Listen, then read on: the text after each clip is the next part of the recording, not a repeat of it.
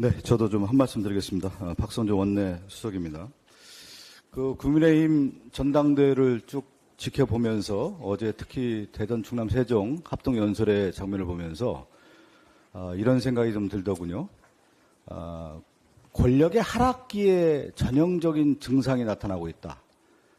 역사적으로 볼 때는 나라가 망하는 망징이라는 표현을 쓰는데 이런 증상들이 좀 나타나고 있어서 참으로 걱정된다는 말씀드리겠습니다.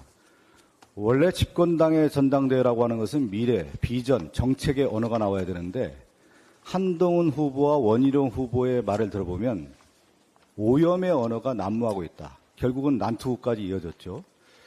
이 나라가 망하는 징조의 여러 증상들이 나타나는 것 중에 하나가 뭐냐면 간신론이 등장할 때 대표적인 언어가 나오는 건데 기억하실지 모르겠지만 박근혜 정부에서도 진박 간별론 하면서 누가 더 충신이냐, 간신이냐, 배신을 했느냐 이 문제가 부각이 됐었는데 이번 국민의힘 전당대회를 보면서 간신론이 등장하고 배신자가 누구냐라고 하는 낙인 효과를 찍으면서 전형적인 권력의 하락기의 모습으로 등장하고 있다는 거죠.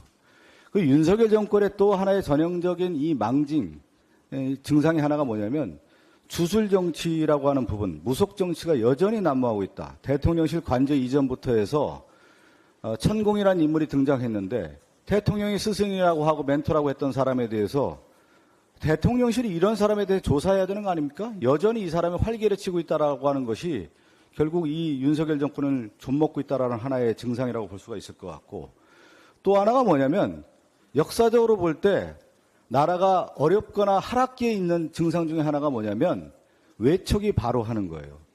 윤석열 정권은 장모, 최은순, 통장장고 위조로 구속되지 않았습니까? 이걸 막지 못했다라는 거고 김건희 여사의 인사 개입론이라든가 지금 여러 행태, 특히 도이치모터 주가 조작이라든가 명품백 의혹에 대한 것들이 있을 때 이 부분을 대통령이 제대로 관리하지 못했다라고 하는 것이 국민의 신뢰를 얻지 못하는 대표적인 현상 아니겠습니까? 저는 마지막으로 좀 말씀드리고 싶은 것 중에 하나가 뭐냐면 이 국민의힘 전당대회를 보면서 권력의 하락기의 증상이 나타나는 것뿐만 아니라 한국 정치의 수준이 이 정도밖에 안 되는 건가. 집권당의 당대표 후보라고 하는 대표적인 네 사람 중에 또 두 사람만 축약해서 얘기하면 한동훈과 이 원희룡의 언어를 보면은 이 정도 대한민국 정치 수준을 하락시켜서 되겠느냐. 참으로 걱정된다라는 말씀을 드리겠습니다. 제7차 원내 대책회의를 마치겠습니다. 감사합니다.